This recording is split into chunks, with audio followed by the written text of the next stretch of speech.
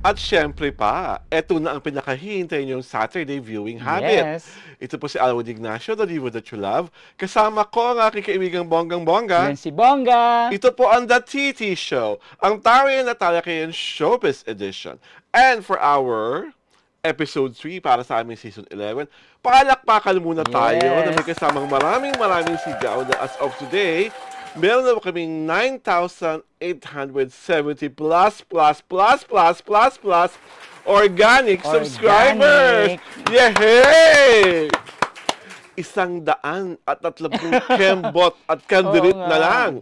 Maabot na po namin ang aming pangalawang milestone, ang aming 10,000 organic subscribers. Ibigay nyo na. And beyond, ibigay nyo na po sa amin mga nanonood ng reality show. At syempre pa, para umulog-alog ang inyong excitement, pag-uusapan namin sa aming Easy Round, ang isa sa pinakamahusay na young actresses sa ngayon, si Cyril Manabat na, eto nga, nilait-lait ng isang katkaterang netizen dahil nga raw masyadong malusog na malasog at pagkalaki-laki ng kanyang jogang totoo.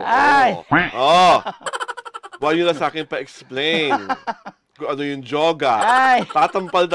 Tatampal-tampal ko kayo pag hindi pa alam kung ano yung joga. O gusto nyo pa talaga yung diretsong salita. Suso! Sana all.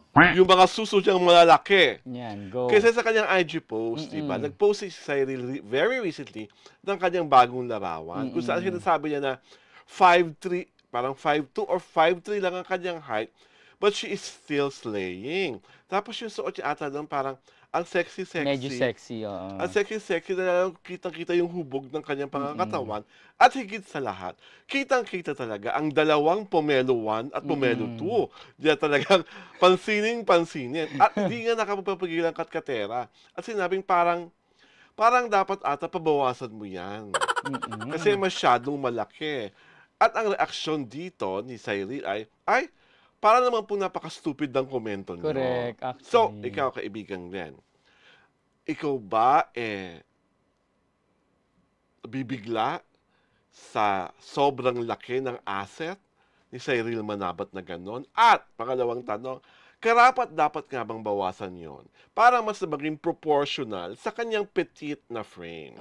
Doon muna tayo sa, nalulula ka ba sa laki ng joga ni Cyril Manabat? Siyempre dahil nakakasama ko na si Cyril sa mga press con. So hindi na ako nalulula. Kumbaga alam ko na and even before nung nagdadalaga na siya, nakikita mo talaga yung hubog ng kanyang harapan na talagang mas kumbaga malaki talaga kung kumpara sa kanyang build, di ba? Blessed na blessed siya sa kanyang susong dalaga. Pero wala, anong problema doon kung yung ibang ang babae gusto magpalaki, di ba? Sa kanya, natural na malaki. At in fairness po, di ba, Glenn, pag in person, pag nakita niyo siya, tapos nakadamit ng, yung bang kaswalan, hindi siya halatang malaki.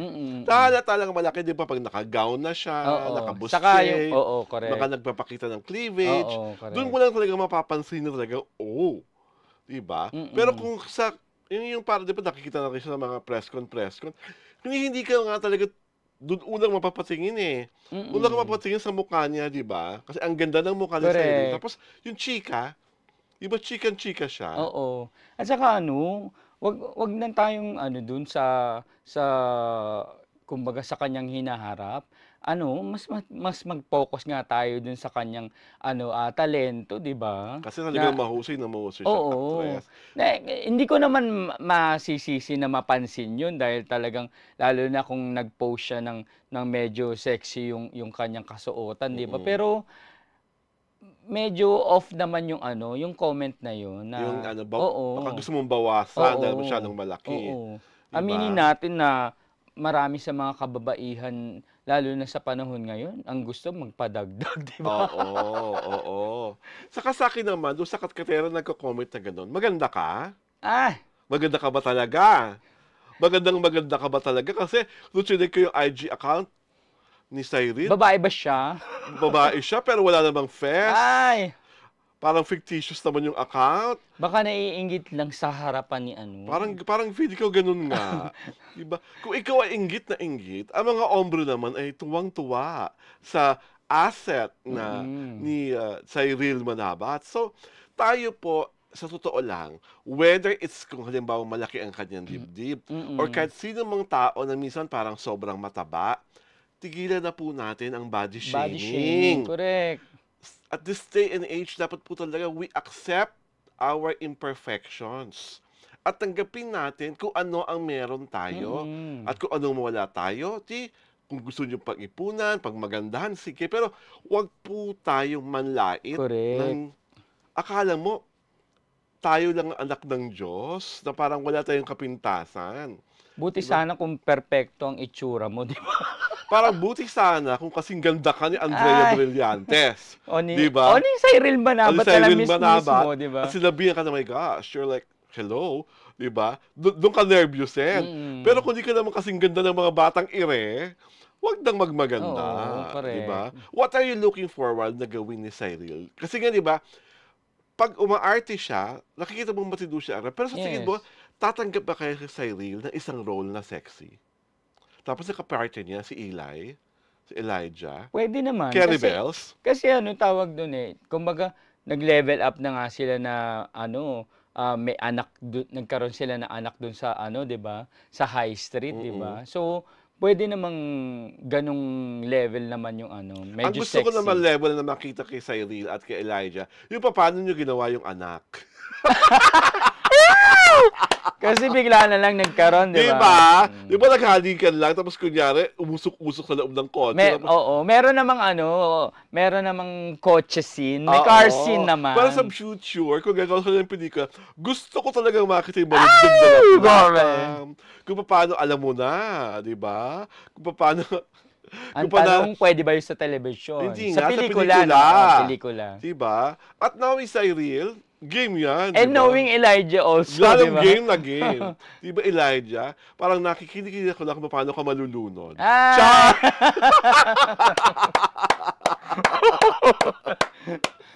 Correct. Diba? At in fairness, diba, sabi ni Cyril, sobra ang tiwala niya.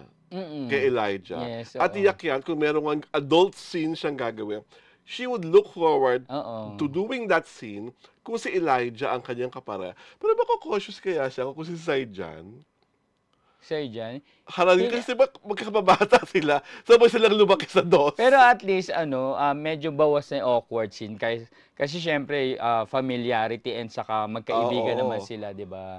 Pero kasi di ba parang Totoy at Nenny talaga sila, tropa na sila. Tapos bigla sila gagawa ng bagay na gano'n.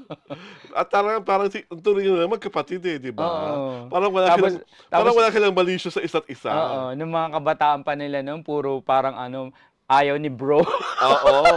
Di ba? Di ba? So, to Cyril Manabat, we are very proud that you are a beautiful woman. We are happy that you are proud that you are a beautiful woman. At tuwang-tuwa kami talaga na isa ka sa mga babaeng sinisita ang mga dapat sitahin. Kasi tama na minsan, di ba, Glenn? Minsan yung mga basher talaga, inilalagay mo sa dapat nilang kalamyan. Yung pinatitikay mo lang isang piti. Correct. Di ba? O, nung nag-react sa'yo si Cyril, quiet ka na. Hindi ka na naka-react. Hindi mo na kinaya. Correct. Hindi niya inakalang sasagutin siyang ganun. Ganun na lang. Sumikat tuloy siya. Di ba? Nagkaroon ka ng wawa. Oo. Nagkaroon ka ng saysay. Nagkaroon ka ng moment with Cyril. Moment with Cyril. At dahil dyan, babasahin na namin ang ating mga letter senders na talaga namang hindi ka bash-bash. At higit sa lahat, talaga namang may katuturan abang ka pinagkasabi. At sisimulan ko sa aming paboritong-paborito at aming laging nanonood. Sa mahal namin. Sa mahal namin si Prima Cabral. At syempre pa, hello, Habi Chad. Ito ang kanyang sinabi. Thanks, Alwin, for a balanced discussion on political dynasty. As for those who are disgusted by Ate V and her family running for government seats, some are valid. The fact that she did well as a government official, of course, her expertise is still needed. I respected her so much as a public official. as an actress, and as a person. A person with delicadeza. I think highly of her and just so heartbroken. In Political Dynasty, there will be no assurance of check and balance. For sure, she knows it. Okay. Oh, di ba? Ang bongga-bongga naman ng Best in Essay Writing Contest. Correct. The opinion ni Prima Cabral sa Political Dynasty at pagtakbo ng Santos Patsano at Recto Clan. Nire-respeto po namin ang inyong opinion, Miss Prima, at sa lahat ng mga tao na opinion tungkol sa maraming mga bagay-bagay. Ito pa, tungkol pa rin sa Political Dynasty. Basa kaibigan Glenn. Ayan nga, sabi niya ni Miley, clap, clap, clap ang POV ni Alwin about political dynasties. Yun din. Very on point. Nakakatulong nga ba ang political dynasty para sa democracy ng bansa or pang-abuso sa ating demokrasya? Parang ang mga letter-senders ito, gusto na tayong gawing political show. Nag-comment kasi tayo di ba? At ikaw, syempre, medyo anti-political dynasty. Nabash ako! Sobra. Galit na galit sa akin.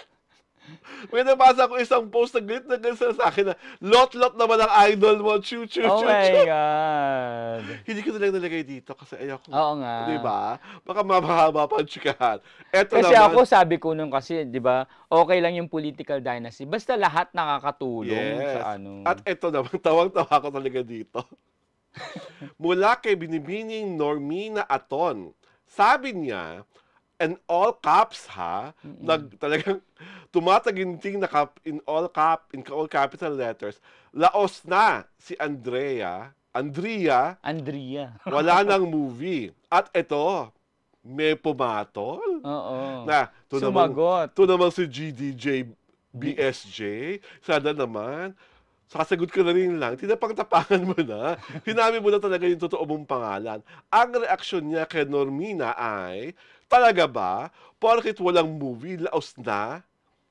Yapu mo? Laos na? Alam ko na yung yapu mo, binaliktad na. Okay? Talaga ba? Porkit walang movie, laos na? Never yan malaos. Oh, correct. Gusto mo yan? Gusto ko talaga magkaharap in person to si GDJ sa si BSJ ng personal. Alam mo, GDJ, ang dapat mo ituro kay Normina, spell Andrea. At gawin kaya nila ang sampalan ni Andrea at saka ni Dimples Romana sa High Street. Yes, di ba? Gusto ko makakitaan hanggang saan ang labanan at parang pangmalakasan yung pagbabardal gula. Pero please, wag po natin gawing pamantayan na porke ang isang artista ay walang pelikula, ibig sabihin nun, siya ay laos. Susuo lang ho, si Andrea po, maliban sa pag-arte, ay isang businesswoman. At ang kanyang business na make-up at ang kanyang business na pabango ay kumikita ng siksik, liglig at umaapaw. At saka ang dami niya pong endorsement. Yes. Nako, Diyos ko, pag nakita niyo, dumaan kayo sa EDSA, ang dami niyang billboard na nandyan. Yes. So, patotoo yun na mataas ang kanyang trust rating. Correct. Maraming naniniwala sa kanya. At ang mga produkto, ikinakabit ang kanyang imahe at personahe, gumagalaw sa merkado. So, hindi niyo po matatawag na laos yan. Correct. Hintayin niyong magkapelikula yan at baka bigla yung lunukin ang sinabi niyong laos si Andrea Brillantes. Next, kaibigan Glenn. Meron pa ba? Parang meron pa. Ayun, meron pa. Galing kay Malen Albana. For sure, di sila amin hanggat di pa tapos yung movie nilang dalawa, Paolo and Kim. Ayaw ni Paolo masabihan na nakikiride sa kasikatan ni Kim. But I just hope next year they will go for it. Tulad nga ng sabi ni Kim, installment muna. Yes, yes, yes! Oo. Diba? Nakakatuwa naman ang aming mga letter senders for this week, diba? Ang tatalino yung lahat. At ang mabait ninyo, thank you. At ano ba ito? Caroling season naman talaga. At dahil dyan, ito po si Alwin Ignacio, the diva that you love. Kasama ko ang aking kaibigang Bonggang-Bongga. Lency Bongga! Ito po ang The TT Show, ang Target at Talakayan Showbiz Edition.